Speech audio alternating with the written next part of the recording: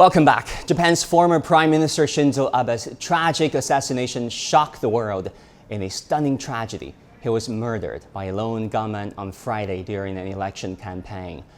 As world leaders, including Chinese President Xi Jinping, expressed sorrow and condolences, Japan is bracing for potential aftershocks. What is the legacy of Shinzo Abe, who was Japan's longest-serving prime minister? And what are the aftershocks for Japanese politics? Joining me now is Professor Zha Daojiong from the School of International Studies at Peking University in Beijing. Professor Zha, always good to see you there. First of all, your thoughts and emotions when you saw the news and the images of the assassination of the former Japanese Prime Minister. What went through your mind?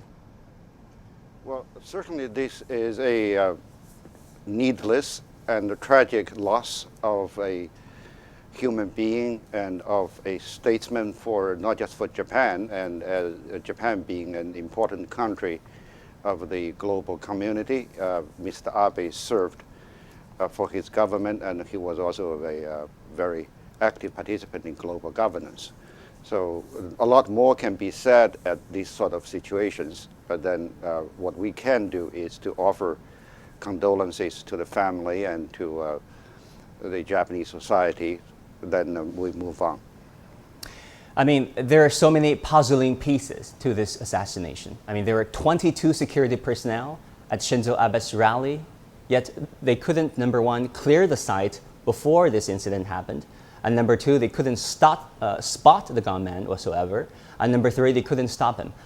Was there a dereliction of duty on the part of Abe's security team? What kind of security was offered to a former Japanese head of government?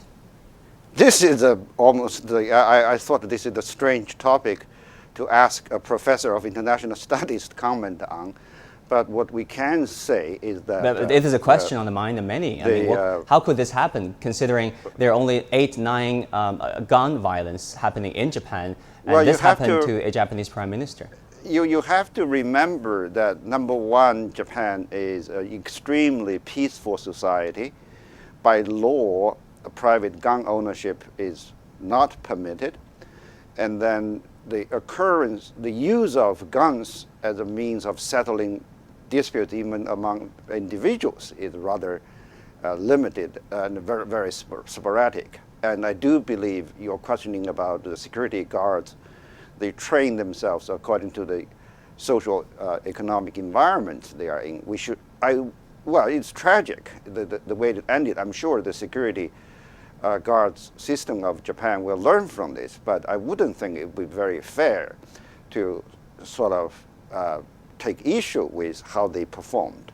No, I'm not pointing fingers, but fair enough. What you said is fair enough. Professor Zha, as Japan's longest-serving prime minister, that is Shinzo Abe, he made broad economic reforms known as Abenomics. Japan also became a stronger ally of the United States. How would you assess his legacy, both domestically and in terms of foreign policy? Well, several books can be written about his legacy. And of course, you know, him being the prominent politician, a lot of policies identified with him as the person. But in terms of Abe economics, mainly inflation and monetary easing, this is not unique to Japan. It's been practiced, especially against the background of pandemic, in major economies. And then there are challenges in that policy as well.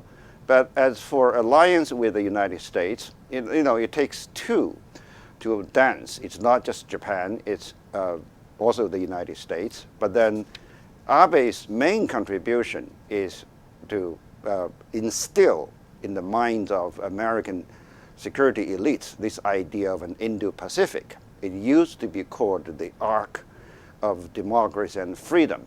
Now, with Quad, actually is a direct brainchild of Abe's articulations, and some would say his efforts in convincing what used to be a skeptical President Trump to sign up onto this.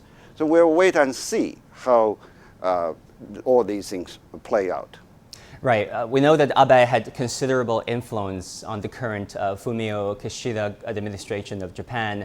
How do you think his absence will impact the current administration and the ruling party? Especially, what do you think will be the impact on the upper house elections coming up this Sunday?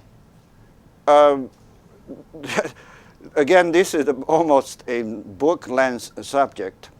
But yes, the serving Prime Minister Kishida and his immediate predecessor Suga understood to be from the same group, political faction of Mr. Abe. In other words, you have had a long continuation of Mr. Abe's fingerprints on policies. Point one. Point two is that the LDP, the Liberal Democratic Party of Japan, has evolved to be the dominant party. There is no serious opposition whatsoever in the Japanese political system anymore. And then that does mean the election on Sunday is not going to be too much affected with or without this tragic development involving Mr. Abe himself, I would think. And then the Japanese society and politics at large functions pretty much by consensus, and that consensus is very strong. And it's not really, does not really have a lot to do with the coming and leaving of one particular individual. There is that general understanding of between the elites and the operating senior officials, and then most of the business leaders of a general direction society is going. So, in other words, it can seem to be a little chaotic given this very tragic and an unusual assassination, but we need to bear in mind the mainstay of Japanese politics and society is stability, its predictability. Yeah, many of the institutions in Japan are long established, fair to say. Finally, Professor Zhang, I want to ask you about Japan's, well, Shinzo Abe's one other legacy. He has been one of more local politicians advocating for a revised constitution to remilitarize Japan, if you will. How do you see this debate going, that is remilitarization versus the status quo? Well, this is a very touchy issue for the Japanese society. Debate about a formal revision of the constitution has been going on for some 20 or plus years. And there are advocates from beyond Japan that want to make it formal. But we need to bear in mind at least 3 points. One is that Japanese security policy has changed with or without the change of wording. And secondly, the Japanese society remains pacifist. In other words, to the extent politicians may want to, if you think about the so-called Indo-Pacific or even with the Ukraine situation, you may have dynamics in the political circles that want to make Japan militarily, let's say, show the flag around the world, but the Japanese society remains deeply pacifist. So that's a second point. A third point is that Japan is probably one of those societies that has that potential of militarizing very fast, given its own past of a military-industrial complex and the capacity to manufacture weapons.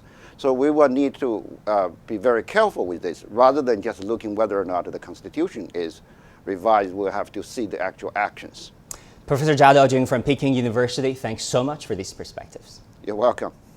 That will do it for this edition of The Hub on CGTN. Thank you so much for tuning in. I'm Wang Guan in Beijing.